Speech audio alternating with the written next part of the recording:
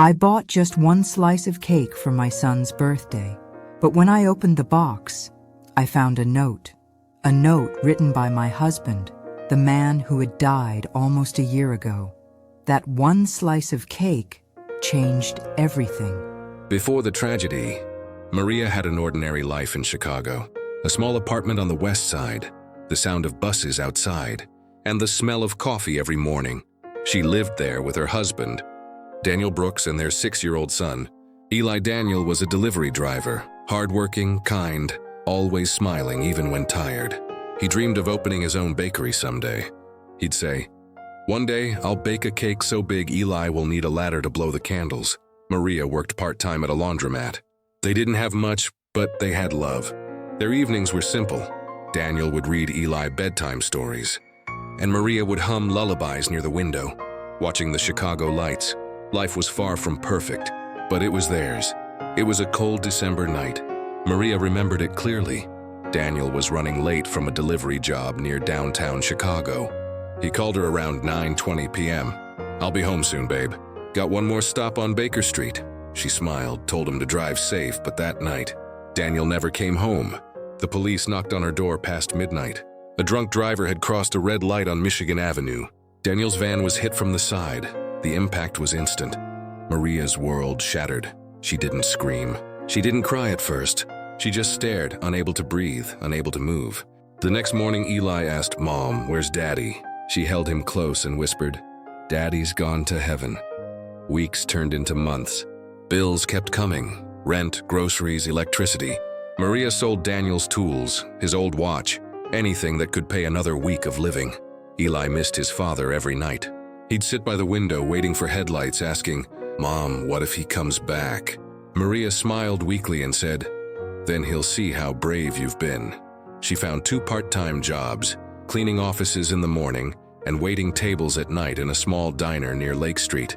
Some nights she'd come home past midnight exhausted, staring at Daniel's picture and whispering, "I'm trying. I promised you I'd take care of him." One evening, while organizing Daniel's old papers, Maria found a small note tucked inside a recipe book. It said, "If anything ever happens to me, go to Baker Street Bakery. They'll know what to do." She froze.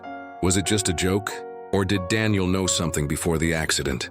She tried to visit the bakery once but couldn't find the courage. Life was already hard. She didn't want to dig into more pain, so she hid the note away. Almost a year had passed. It was now Eli's 7th birthday, his first without his father. Maria checked her purse, only $2.15 left. Rent was due. Her shoes had holes and there was no money for gifts or a real cake, but she couldn't let the day pass like that. She wrapped Eli's old toy car, cleaned the table, and decided to buy just one slice of cake. She put on her old coat and walked through the cold Chicago streets. Snowflakes touched her eyelashes as she reached Baker Street Bakery, the same place Daniel once mentioned.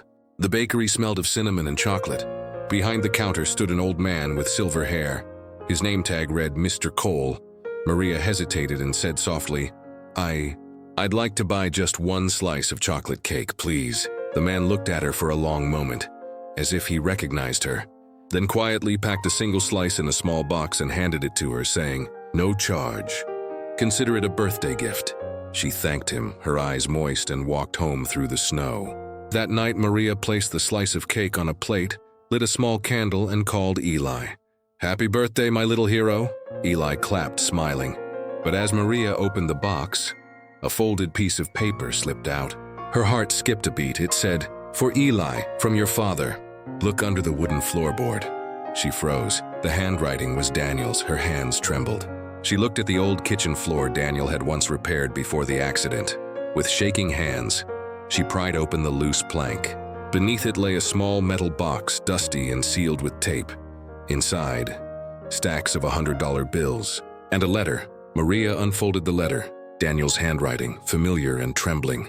"Maria, if you're reading this, I'm sorry. I got involved in something dangerous. I found out my company's trucks were being used for illegal shipments. I was going to report it. If something happens to me, take this money and start a new life. Don't trust anyone from work. Tell Eli I love him and that his dad was proud of him." Tears streamed down her face as she whispered, "Oh, Daniel, what did you do?" The next morning, Maria went back to the bakery. Mr. Cole was cleaning tables. "You put that note in the box, didn't you?" she asked. He looked at her quietly, then nodded. "Daniel gave me that note a few days before the accident. He said, 'If anything ever happens to me, give this to my wife when she comes for a cake.'" Maria gasped. "So you knew?" "I didn't know he'd not make it home," Mr. Cole whispered, his eyes moist. He told her Daniel had discovered a criminal ring using his delivery routes to transport illegal goods. He was planning to report it, but someone found out. Maria reported everything to the police, showing Daniel's letter. An investigation reopened his case, and within weeks, 2 men from the company were arrested. Daniel's name was cleared. The news spread through Chicago. Delivery driver's death, no accident. But for Maria, justice wasn't about headlines. It was about peace. She used the money Daniel left to finally open a small bakery, Eli's Cakes, in honor of her husband's dream. Every year, on Eli's birthday, she still bakes one small chocolate slice and places it beside Daniel's photo. "You kept your promise," she whispers. "And I kept mine." Sometimes love leaves behind more than memories. Sometimes it leaves clues, hidden in the smallest acts of kindness, waiting to be found when hope seems gone.